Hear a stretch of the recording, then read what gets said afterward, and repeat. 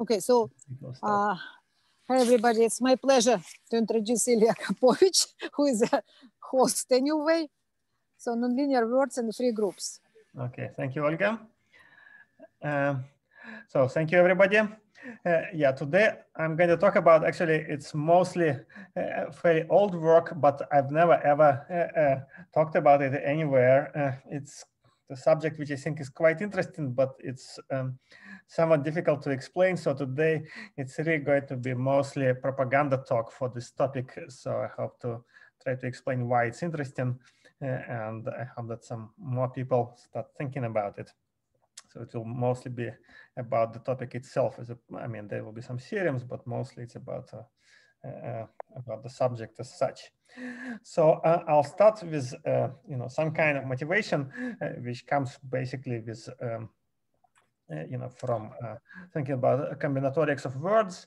So in the subject of combinatorics of words, so the most important notions are, what is a word and what is a subword, or as what they call it in that subject, and they don't usually use the word subword, they call it a factor.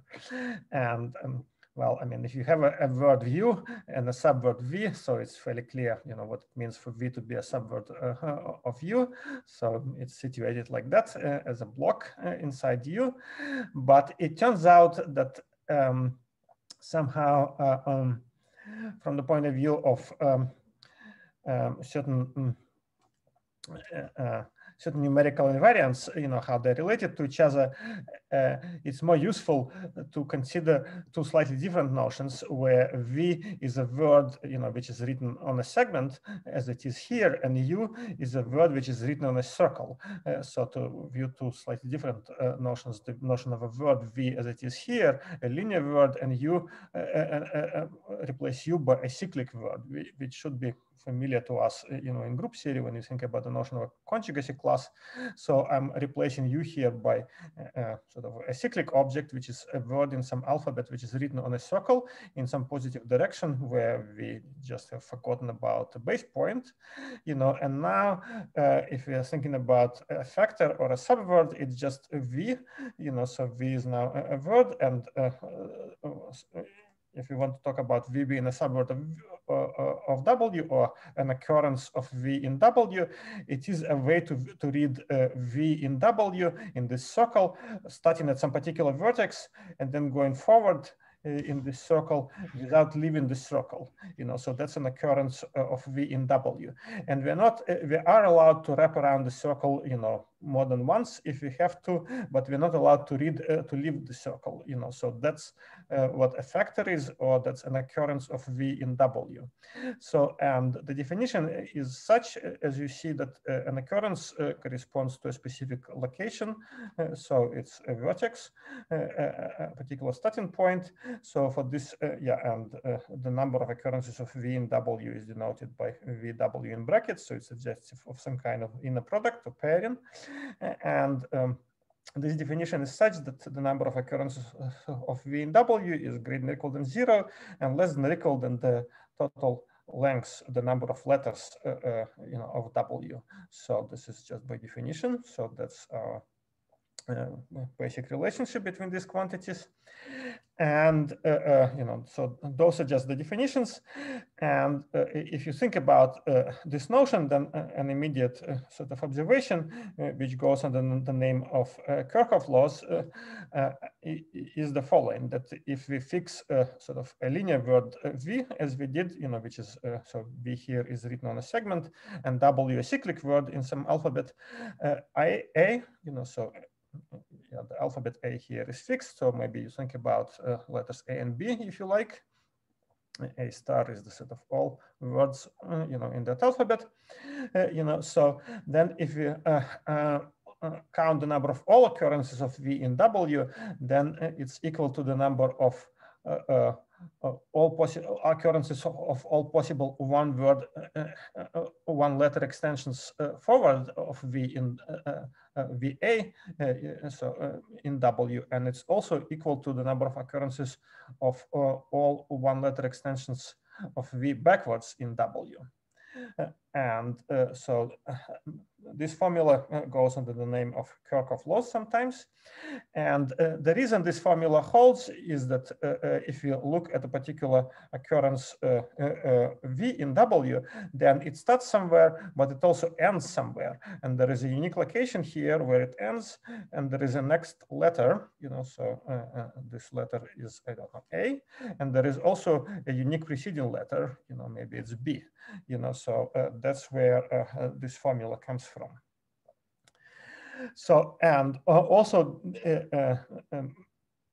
this formula basically explains why I replaced the original line by a circle, because if you think about it, something which is almost like this equality would have been true if I replaced W by a linear word U, but this formula would only be true up to small error, ±2 or something, or ±1. So if I want this equality to be true on the nose, I really need W to be a circle as opposed to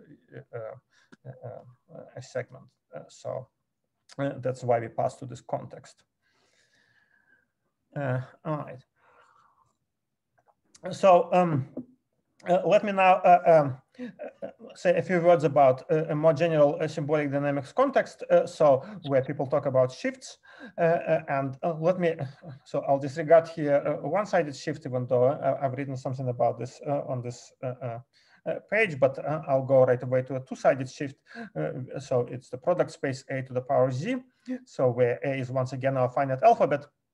So it's a space of biinfinite sequences of letters, and with the product topology, A is just the finite set, and there is a shift map sigma, or sometimes it's called T, which just shifts a sequence to the left by a single letter, and it's a homeomorphism.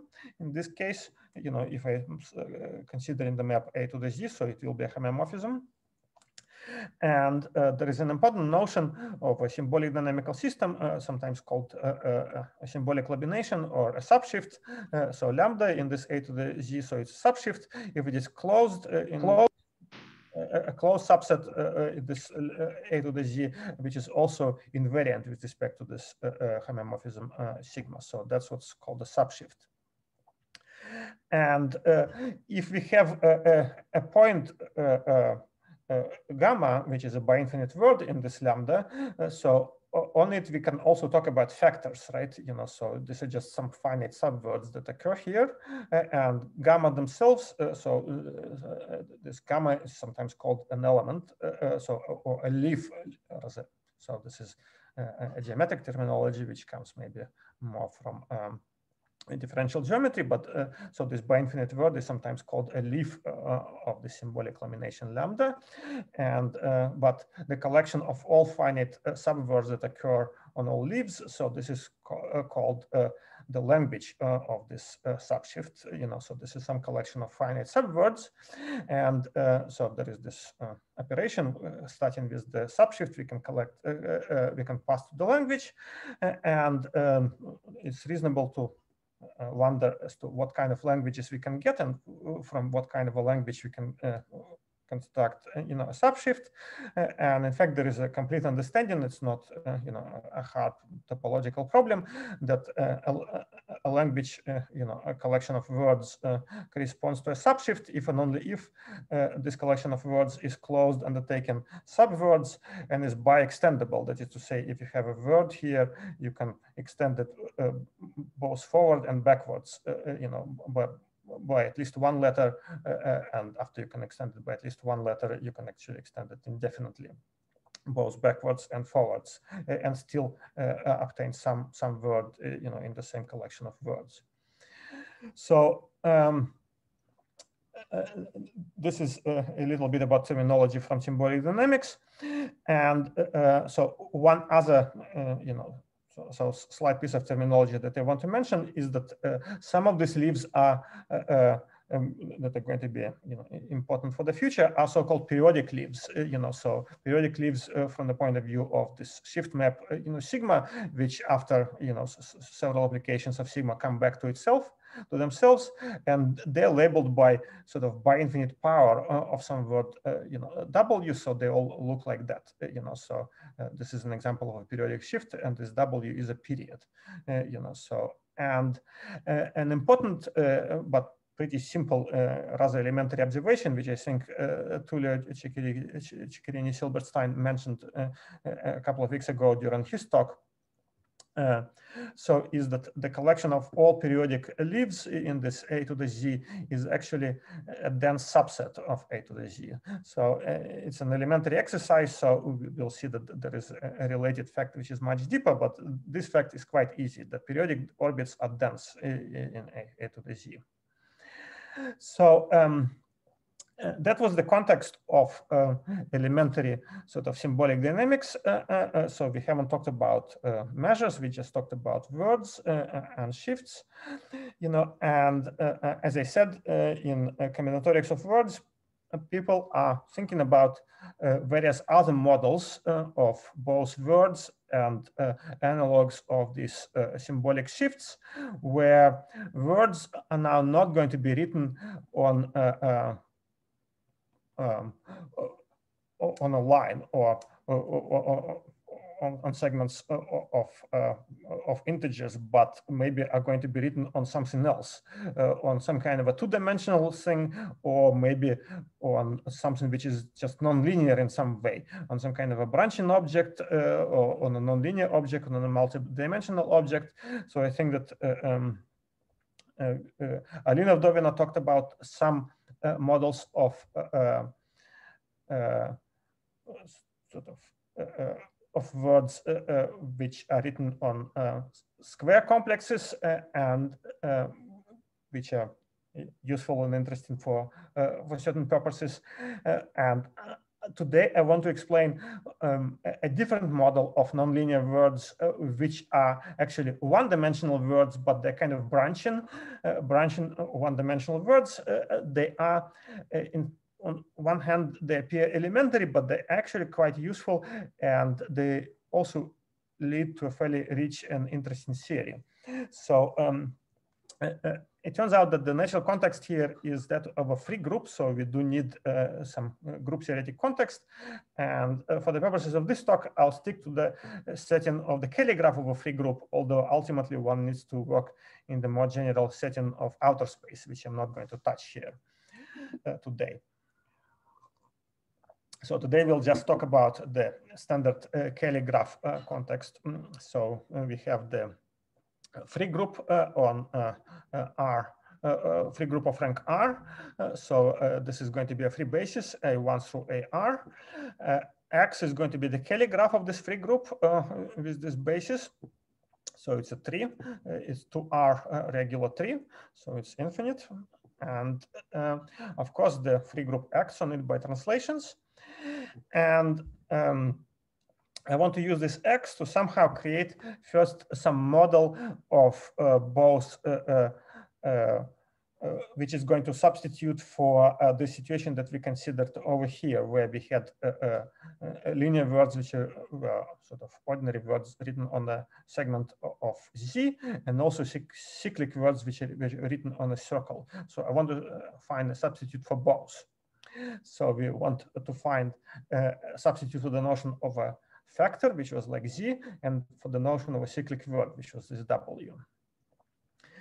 So it turns out that in this context, a reasonable notion of a factor which works well is the notion of a finite subtree of X. So finite subtree of X, which with the labels preserved, well, I don't want a degenerate subtree, a subtree which contains at least one edge. So here is an example of such subtree, and I want to consider these subtrees up to equivalence, where two subtrees are equivalent if they're related by translation by a free group element. That is to say, I look at the subtree, and if I get from which place in the Kelly graph of this free group it came. So here is an example of a factor. So it's a graph like that. So there are labels and arrows on edges, but I don't know what group element labels a particular vertex. So this factor K, it just is a label T, and it's considered up to this FR translation equivalence. So this is going to be our factor, and this script K is going to be our collection of all factors. So that's going to be our replacement for the collection of all words in a given alphabet. So this is going to be our replacement for A star, so to speak. So that's what replaces that in this context. And so the question now is what's going to replace the collection of all cyclic words. So before we had words written on a circle, so now we want something else. So it turns out that a good substitute that works well here is the collection of all Stalling score subgroup graphs. So these are objects that look like that, so they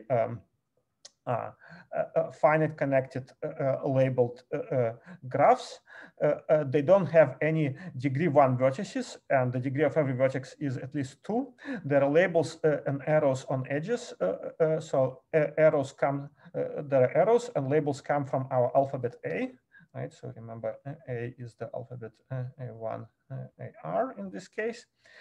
They also have to have the property that these graphs are folded. That is to say, at every vertex, there is at most one incoming arrow with a given label, and there is at most one outgoing arrow with a given label from A. So we don't have 2 incoming arrows labeled A, labeled, I don't know, AI, and we don't have 2 incoming outgoing arrows labeled AI at a given vertex. And the cyclically reduced property is reflected by the fact that we are disallowing vertices of degree 1. So that's what the cyclically reduced property of this graph delta.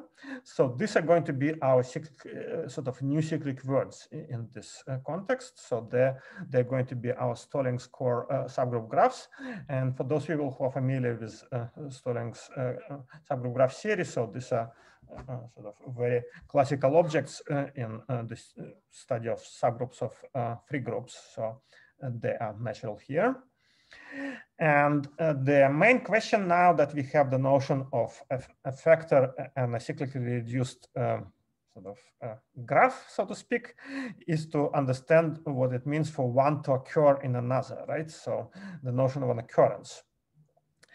And in order to understand what it means for a factor to occur in this cyclic object, we need to revisit the original situation of a linear word occurring in a cyclic word and to understand what's really happened here.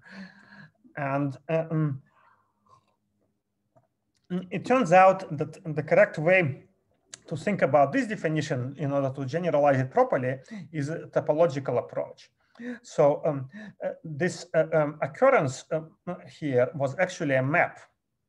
It was a map from this segment into this circle.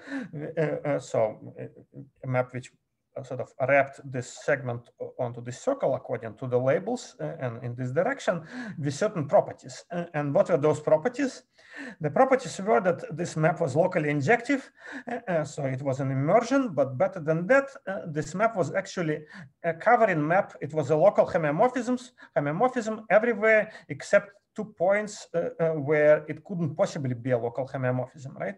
So if you think about every point of this segment V, except the 2 endpoints, the map F was in fact like a covering map, right? So the neighborhood, for example, of this point here, this vertex, so over here, it looks exactly the same. The neighborhood of this vertex in this word V looks exactly the same here as it does over here, right? So it's not simply an immersion. It's in fact a local homomorphism in terms of the image of this vertex in this image graph.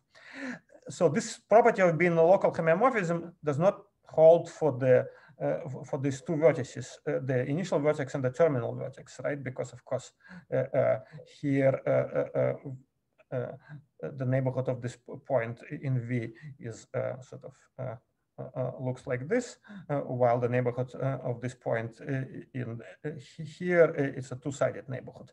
But that cannot be helped, So those are the only points where the behavior is different, the 2 endpoints. Everywhere else, it's a local homomorphism. So that's the approach that we are going to take in terms of defining the notion of an occurrence for a factor in this cyclically reduced graph. So if we have a factor k, which is one of our trees, finite trees k, finite subtrees from X. So and delta is going to be one of our Stollinger graph. So we're going to say that F, a map from K, so which is a graph map which preserves edge labels, is going to be, quote, an occurrence if this map is label preserving. So, and we require it to be a local homeomorphism everywhere except at the terminal vertices of K.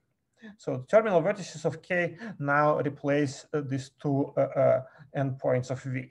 So at the terminal vertices of K, it couldn't possibly be a local homeomorphism, but everywhere else we require it to be. So let's quickly revisit the situation on an example. So this is an example of the cyclically reduced graph that we considered before. And let's look at this vertex over here. And let's look at this little graph K, so which consists just of two edges. And let's look at this map, which sends slash edge B sort of over here and this edge A over here. So this map, which goes this way, is not an occurrence. And even though it's locally injective, it preserves labels, but it's not an occurrence. And it's not an occurrence because what happens at this vertex, it's not a local homeomorphism, right? Because the link of this vertex, the neighborhood of this vertex inside this graph K, it looks just like a segment, while the neighborhood of this vertex inside this graph delta, it's a tripod. Right? It's a local tripod. So what we see here is a little tripod. What we see around here is a little segment. So the pictures are different. While if we look at this graph over here, so this little tree, and we consider exactly the same map, so the map from here to here, which sends this edge A over here, this edge B over here, and this edge B sort of over here, this map is an occurrence. This map is satisfies this definition, so everything is fine. So that's how this definition works. And now we are going to define by this bracket K delta the number of all occurrences of f a factor K in the cyclically reduced graph delta. And that's going to replace the old notion that we had over here in the context of linear words in the beginning of the talk. All right. Let's see. Let me pause here for a second. Okay. Any questions about these definitions up to this point? Because we have arrived at a somewhat important moment, so I want to make sure that the definition is understood. All right. So what about Kirchhoff laws? Because as I said, what really made the theory good, and I'll try to explain later when we talk about invariant measures why the Kirchhoff laws are important. But so for now, you just have to trust me that what made the theory, sort of combinatorial theory of ordinary linear words good were the Kirchhoff laws. And the question is, how do these Kirchhoff laws work in this context of nonlinear words, which I just defined? So before we had this sort of intuitively obvious formula that the number of occurrences of V in W was equal to the number of occurrences of all one-word extensions forward and all one-word extensions backwards. So what happens with that? So let's try to figure that out. Or anyway, I'll tell you what the answer is. So here is a factor K. So is this sort of black tree here. And now I'll concentrate on a terminal vertex. So it's this thing here. And I'll look at the corresponding incoming into this terminal vertex, terminal edge of K. So it's this edge E. And inside X, the Cayley graph of my free group, there are actually several edges that are going further in X. There are precisely R minus 1 of them. So these are the edges F1 through R minus 1. So that can continue this edge E. Remember, X is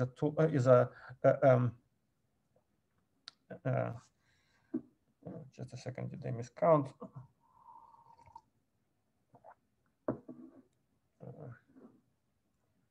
Yeah, I think I miscounted.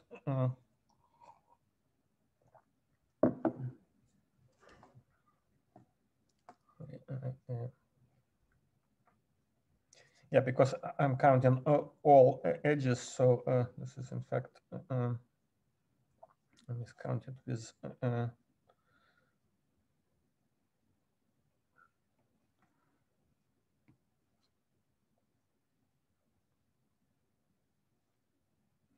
should be 2r minus 1, not r minus 1. Sorry about that. So the degree of this vertex is actually 2r minus 1. So the total number of edges, oriented edges incident to this vertex is 2r minus 1. So there are, in addition to this edge, sort of to E inverse, there are 2r minus 1 other edges that are outgoing from this vertex. And I've written all of this down. Yeah, so this should be 2r minus 1 also. And so this omega plus of E is going to be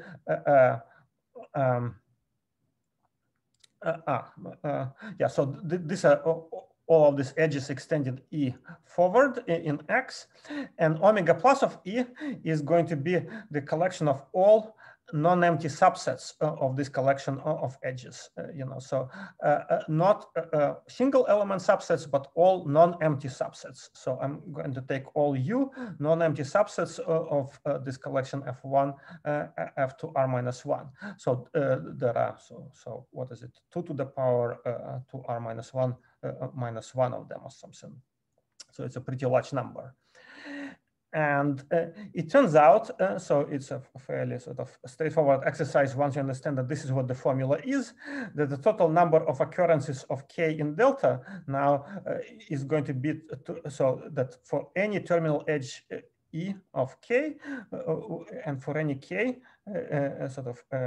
for any factor K and for any cyclically reduced graph delta and for any E terminal edge of K. So what is true is that the number of occurrences of K in delta is equal to the number of occurrences of K union U in delta, where U varies over all elements of omega plus of E, where once again U is an arbitrary non-empty subset of this set. So what is a bit counterintuitive here is that you might have thought that we only need to take single element, that instead of summing up over all of these U's, we just need to sum up over adding individual edges. But in fact, we need to sum up over all distinct non-empty subsets of this set. That's how things work out. So that's how this formula works. So that's what happens in the context of counting occurrences in the context of these nonlinear words and how the Kirchhoff laws work.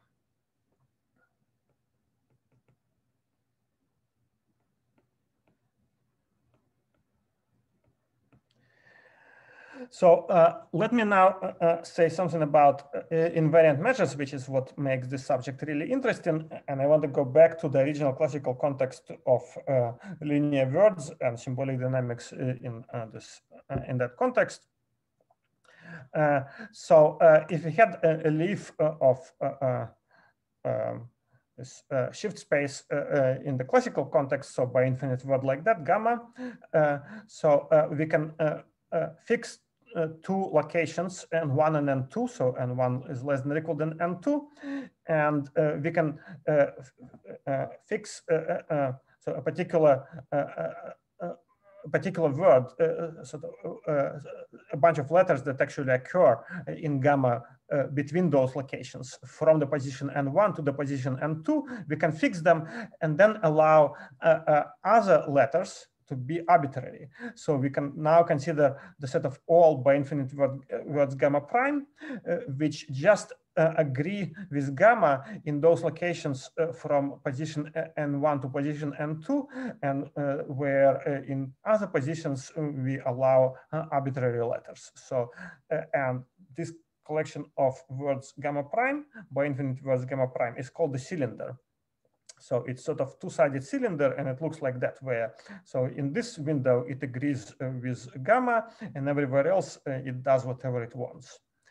So it turns out that the cylinder sets, they actually are both compact and open, and the entire collection, it forms a basis for the topology, or the standard product topology on this shift space. And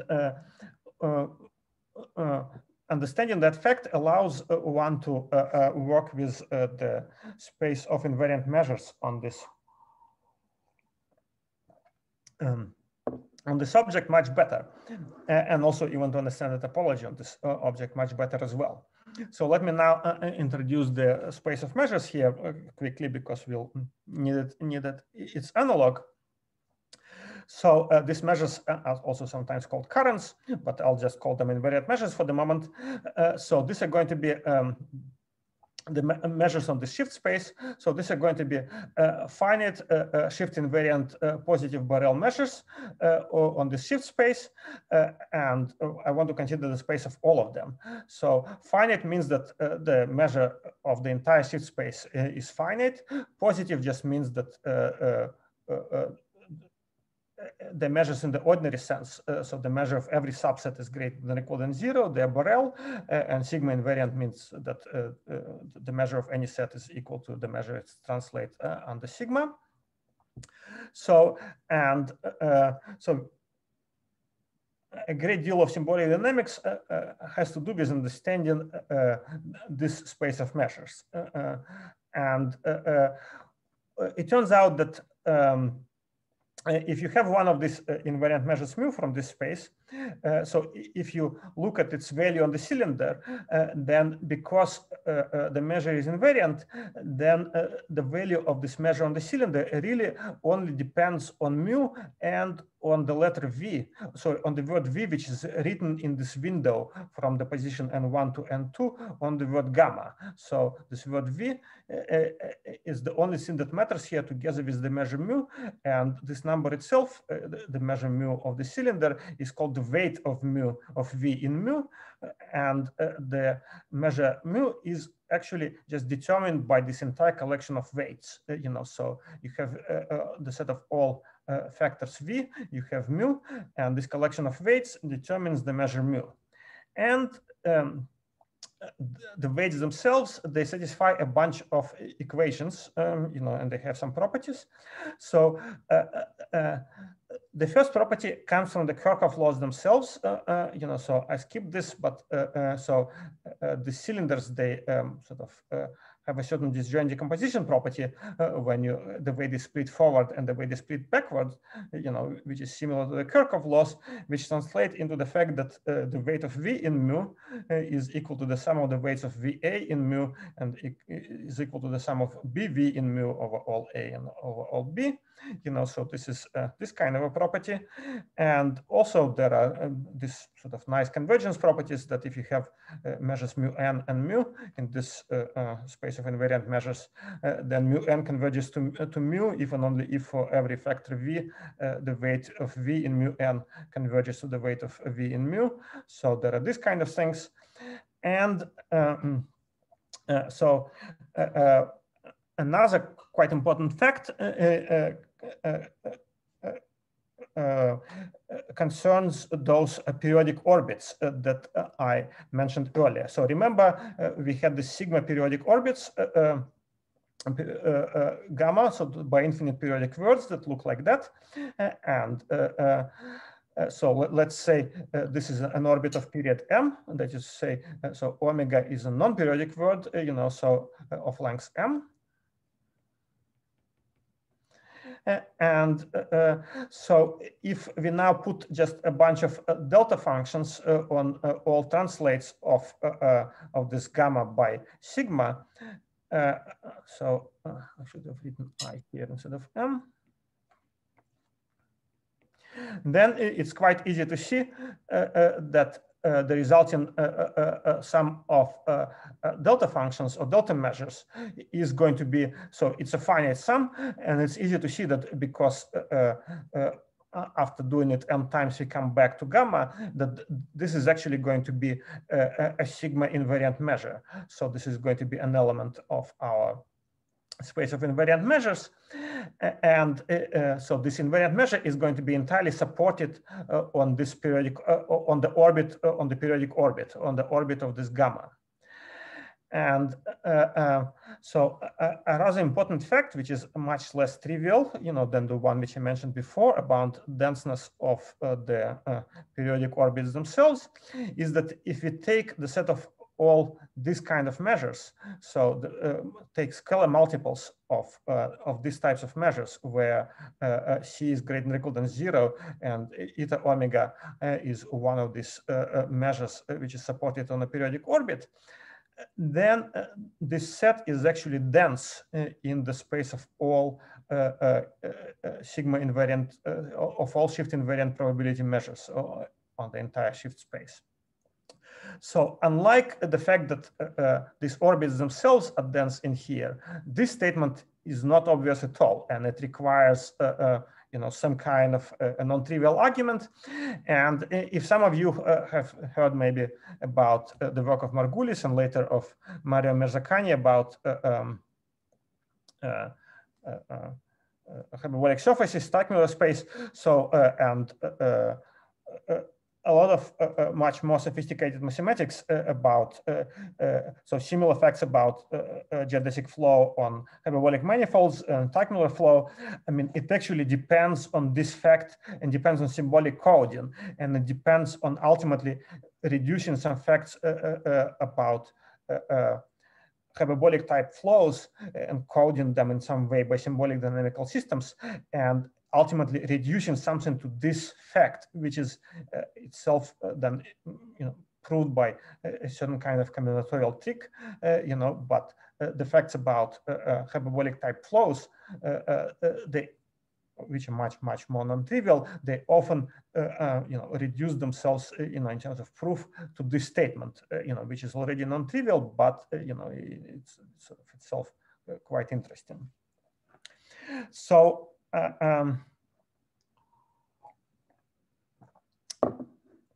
now I want to go back to the situation of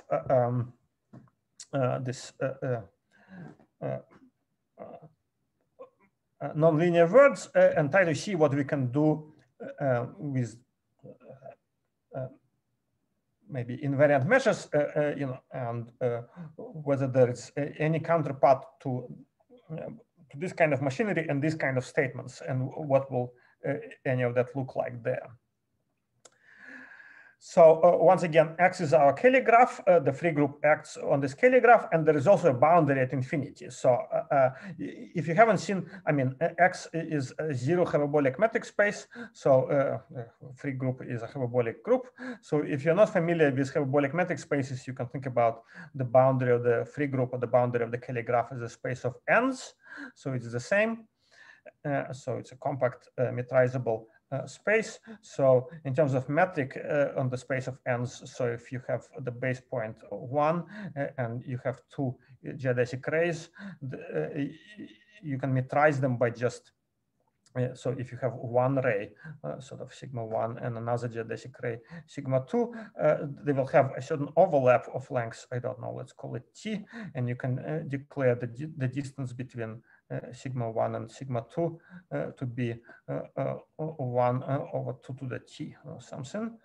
So this will turn it, this will turn the boundary into an actual metric space, so with a metric topology. So let's do that for the moment, even though later we'll think about the topology there differently. So you don't have to metrize it this way, but let's do this for the moment. And what I want to do now is to do something which will sound for the moment pretty strange, but I'll explain why I'm doing it. So I want to take the set of all closed subsets in the boundary of the free group, which contain at least 2 points. So it may sound pretty weird, but this at least 2 points condition, it's some kind of a non-degeneracy condition similar to removing the diagonal or something. And basically what this condition allows me to do, it allows me to ensure that taking the convex hull of this S produces a non-degenerate object inside. So if I have this kind of a subset in the boundary, I can pass from this subset to its convex hull inside S, and it will be an infinite tree. So in this picture that I've drawn, I mean, usually these subsets S, in the situation that I'm interested in, they're going to be infinite. In the picture that I've drawn for you, the subset S consists of just 4 points, and it has a convex hull inside X, which is a tree, Y, which is this infinite tree. And so this omega x is also going to have a geometric counterpart, so which I call omega geom x, which is going to consist of convex hulls of this S, elements S from X. And it's a fairly sort of straightforward exercise that another way to describe this omega geom x, it's going to consist of all infinite subtrees of X, such that those subtrees have no degree 1 vertices. So this omega geom of X consists of all infinite subtrees of the Kerr graph of the free group without any degree 1 vertices. And there is a bijective correspondence between these two spaces, where in one direction you have S, sort of a subset in the boundary, and in order to get an element from here, you just take the convex hull. And if you have an element from here, in order to get a subset from the boundary, you just take the boundary of this Y, and you get an element S from there. So this is sort of, that's how this bijective correspondence goes. And the free group acts by translation on both of these spaces. So it acts by translation on these subtrees, and it acts by translation on the boundary, and therefore it acts by translation on this omega. So, and there is a topology on this omega, which is the Hausdorff distance topology between closed sets, right? And I can I can use the same topology by this identification between omega and omega geom on the space of subtrees. So if you like, it's the same. There is another way to think about this topology we'll discuss in a moment, but that's one way sort of to topologize this space. So by its identification with omega x. So as I said, the free group acts on these two sets by homeomorphisms. And now I want to introduce the space of invariant measures. So these are going to be so-called subset currents or generalized currents, which are going to be locally finite, that is finite on compact subsets, free group invariant positive Borel measures on well, either this space or this space, depending on which one you prefer. As I said, they're actually the same modulo this identification that I introduced. So in the official definition that we use in our papers with Tatiana, we use this space, but it doesn't matter. They are the same. So as I said,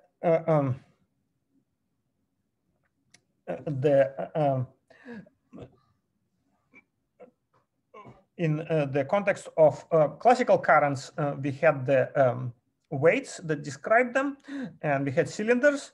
And it turns out that there is a similar thing here, which allows us to talk about weights and cylinders. So let me try to describe that quickly.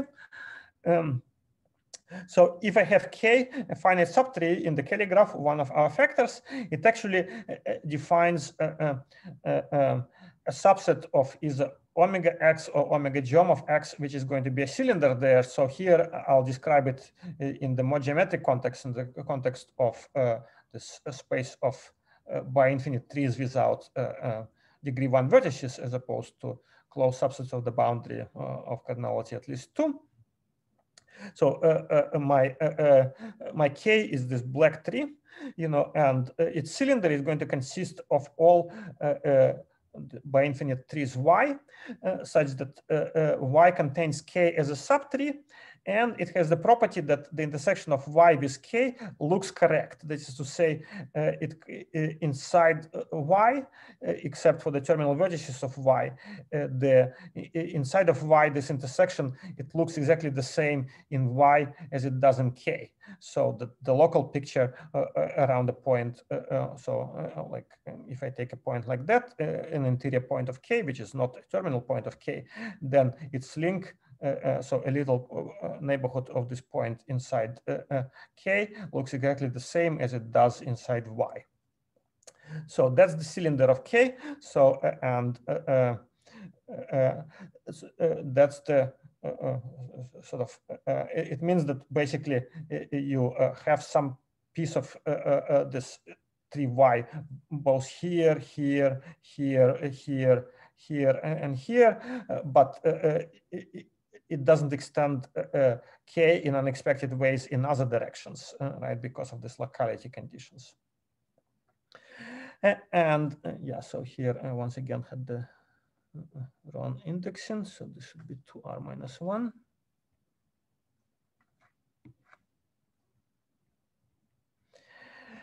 And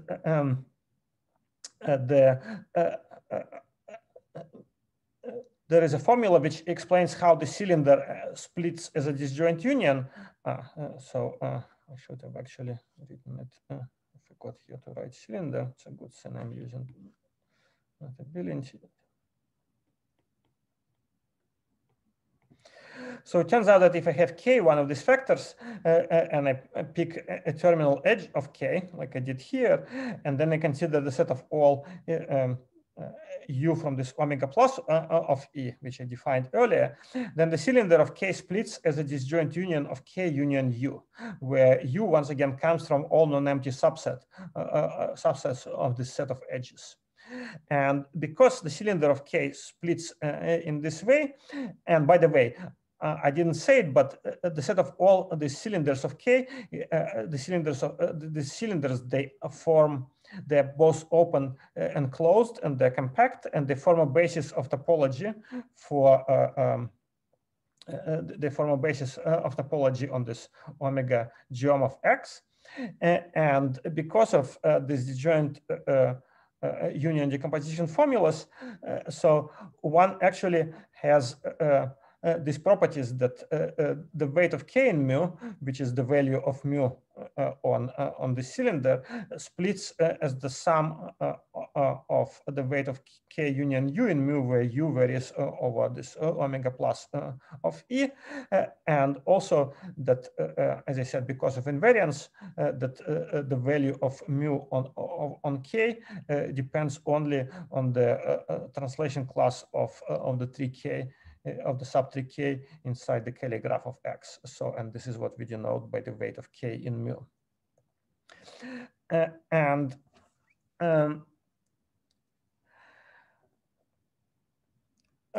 So another thing that is actually true, but for the moment I'm not going to explain why, is that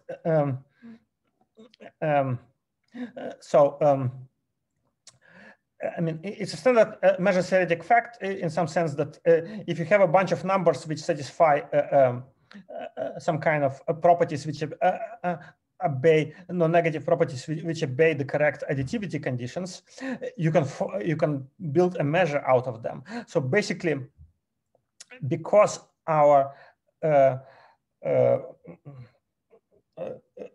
the numbers of occurrences in cyclically reduced graphs, that we used over here, satisfy these weight conditions. That's one way to see that these numbers themselves, so if we start with a cyclically reduced, Stollings graph, these numbers can be used to build one of these invariant measures.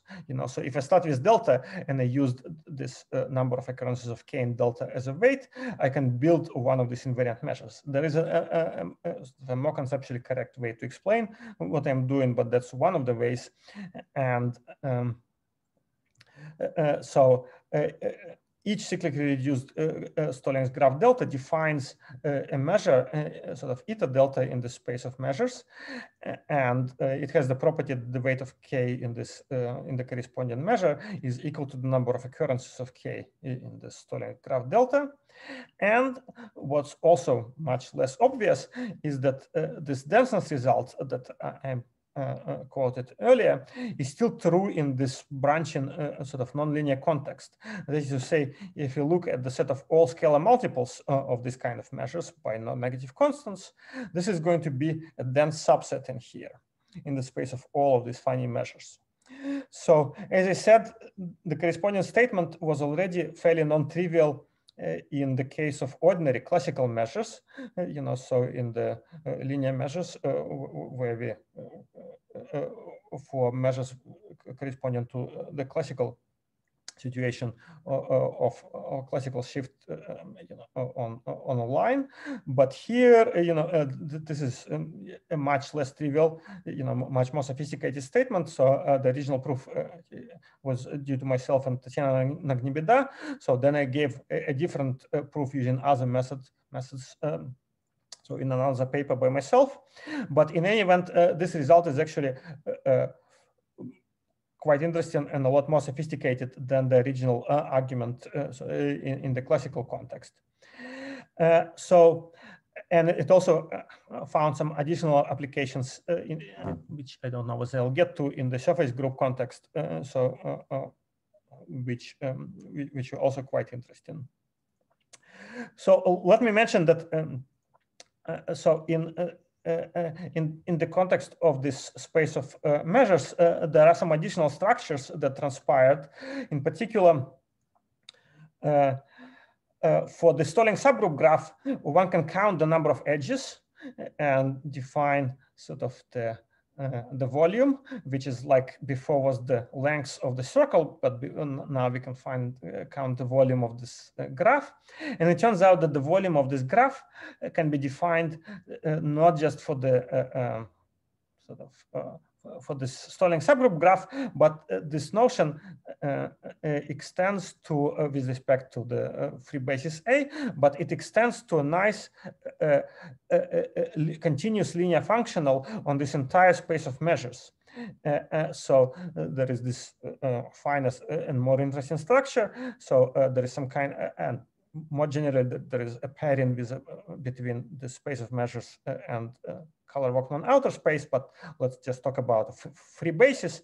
So there is this notion of sort of volume, which takes one of these generalized currents and associates to it basically a volume, and it has the property that when we measure the volume of one of these eta delta things, it measures exactly the volume of the Stoll-length graph delta with respect to A. So, and this functional is continuous and linear. So another thing that is true here is that so if we take this graph delta and we think about it now as coming from, let's say, a subgroup H of the free group Fr, then the subgroup, I mean, it's going to have some kind of a rank, and it's also is going to have a reduced rank, the rank -1. And rank -1, the reduced rank, can be computed as the number of edges minus the number of vertices of the graph.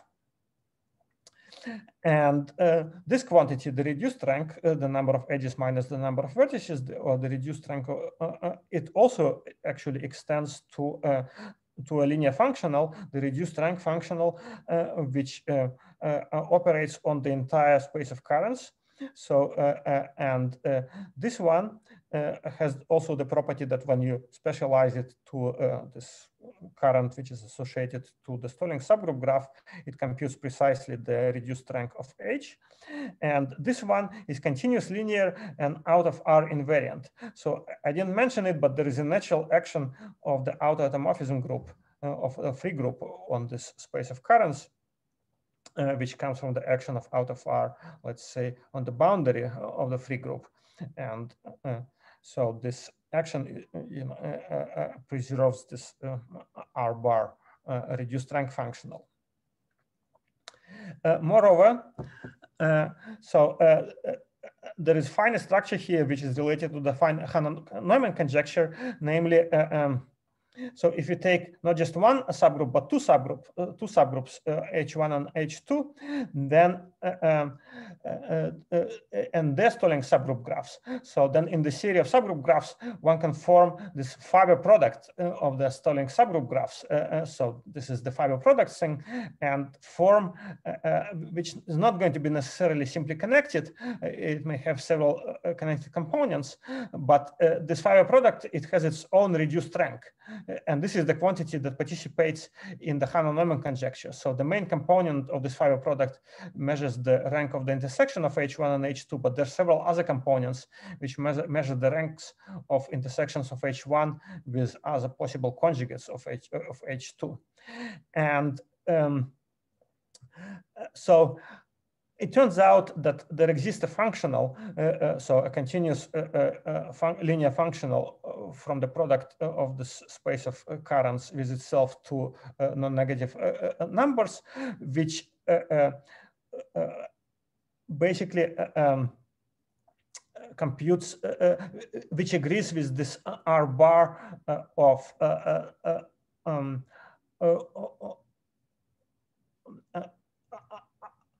R bar of this Stalling's fiber product when we specialize the situation to any two of this delta H1 and delta H2 type currents. And remember, those things, at least up to scale multiples, they actually dense everywhere. So there exists this functional such that which goes from the product of two things into here, such that when the first current is delta H1 and the second current is delta H2, this functional J computes exactly R bar of the Stalling's fiber product of their intersections. And now using the Hahn-Neumann conjecture as proved by Igor Mineev and Joel Friedman and also by others now, we know that at least in this case, the result is less than or equal than the product of the reduced ranks of those two things. And so because of the denseness result that we have and because of bilinearity of this functional J, we actually can conclude that this kind of equality always holds between this functional J and the reduced rank functional R, and this inequality holds for arbitrary currents mu1 and mu2, not just for this kind of currents. So let me quickly mention that a couple of other things, that there is also kind of a gluing theorem, which says that a weight realization theorem due to myself, which says that if you fix a number m, like 1,000 or 2,000 or 1,000,000, any integer, and you have a finite collection of weights like that, so you don't have delta, but you have a collection of potential weights, you know, of all factors k, where k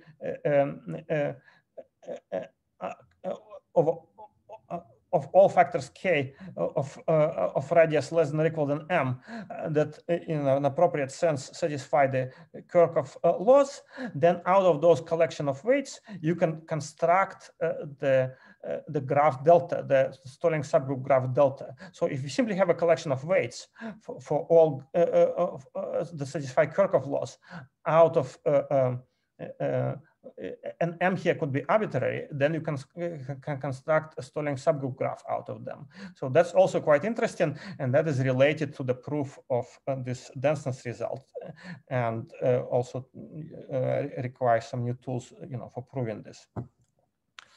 So compared to the kind of ideas that we used in classical symbolic dynamics for proving the denseness result, you know, for you know, in the space of invariant measures. And let me also mention the connection with the sort of with weighted automorphisms and weighted algorithm. So it turns out that one can understand fairly concretely the action of auto-automorphism group on this space of currents kind of one can understand it in coordinates, at least, and translate this understanding in what happens at the level of subgroup graphs. And one can prove, for instance, a certain kind of linear programming type formulas, which say that if you have a particular autotomorphism, then you can produce a finite collection of weights, or factors, and a finite collection of integers, C1, Cm, such that for any Stolling's core subgroup graph delta, if you want to understand the difference between volumes of phi of delta and delta, you can compute it by a linear formula like that. So the sum from I from 1 to m, where Ci times the weight of k in delta. So there is a finite collection of weights which tell us, how the application of phi changes the volume of delta. And if anybody is familiar with Gerson's version of weighted algorithm for subgroup graphs as opposed to for words, you will have seen that he actually uses and proves this kind of formulas for the case where phi is a weighted automorphisms, and there is like a baby version of this type of result, which is quite important there in Gerson's version of weighted algorithm.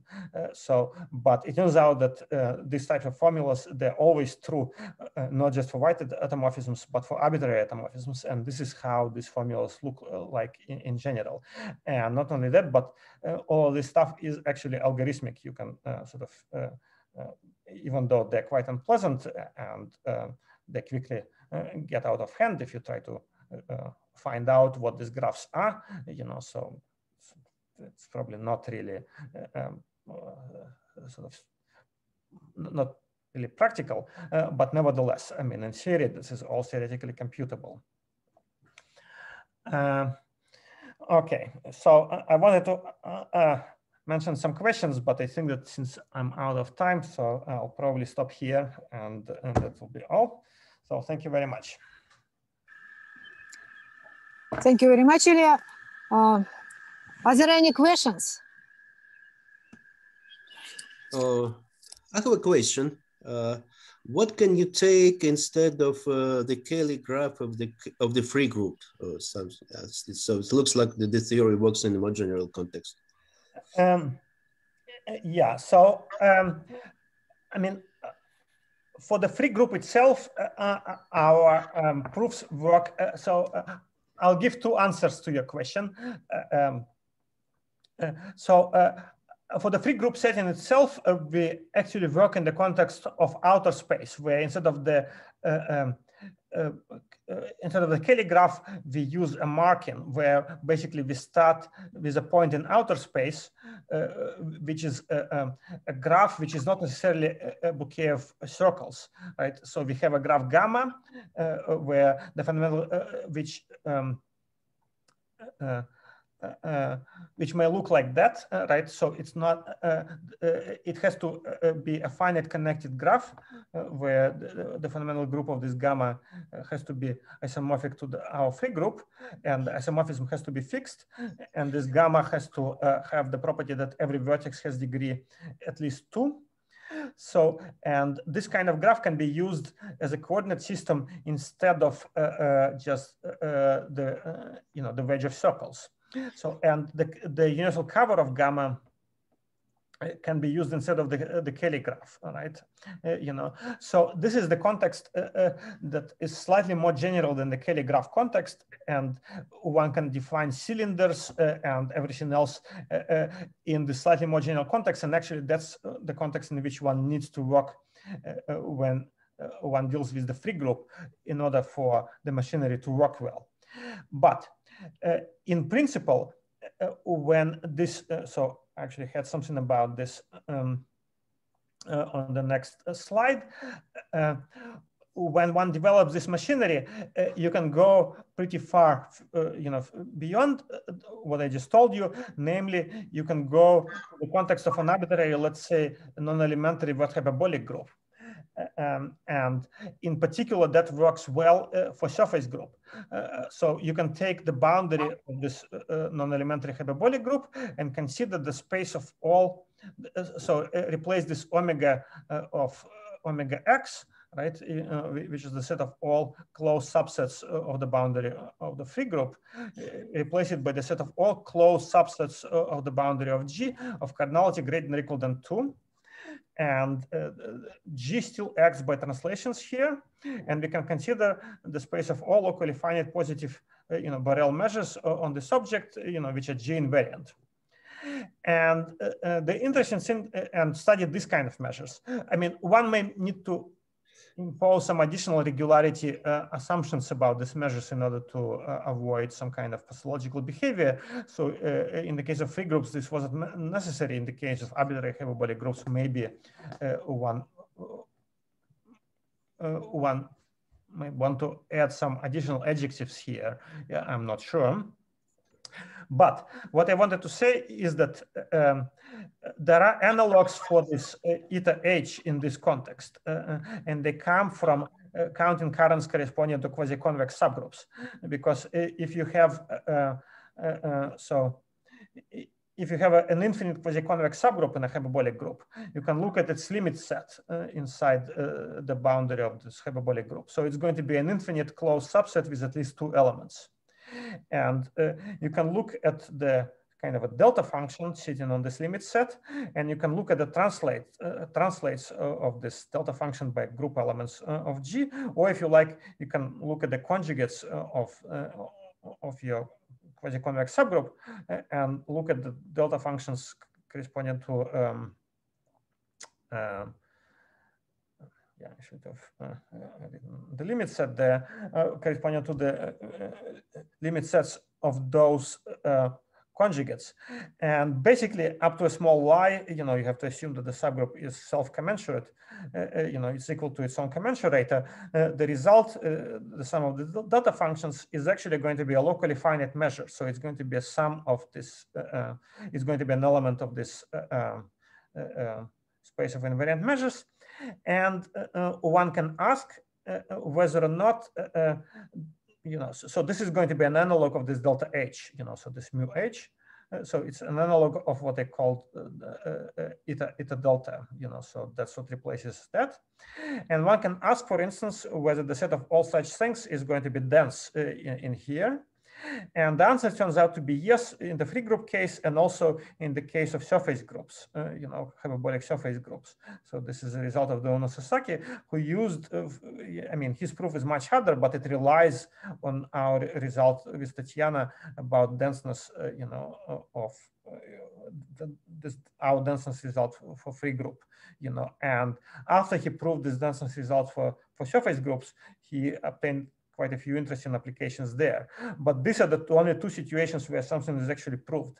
And the definition that I've written here makes sense for an arbitrary hyperbolic group. So just nothing has been studied beyond the surface and free group context.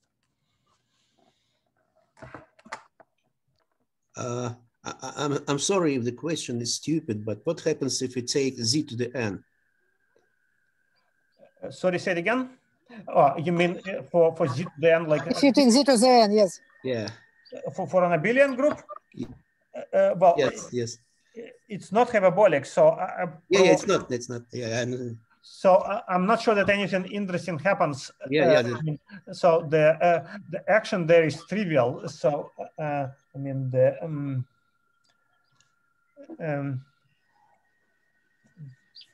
somehow.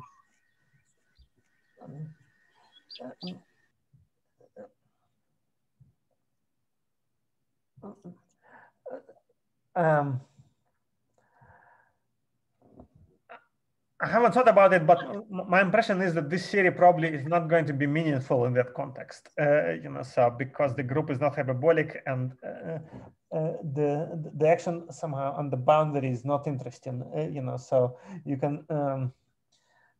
So I'm trying to not say something which is particularly stupid, but so my feeling is that what I just told you is only going to be interesting either for groups that are hyperbolic or close to being hyperbolic, and otherwise you quickly get a notion which is somehow not meaningful, so that's my impression. Thank you.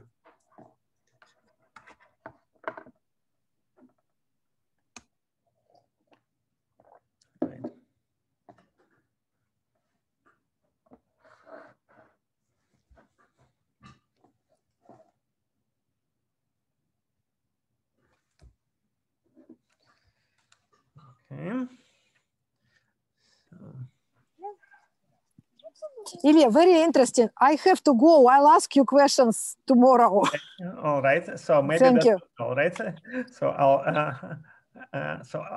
I'll stop the recording then, and we'll let Olga go. Right. Yeah. Okay. All right. Thank you.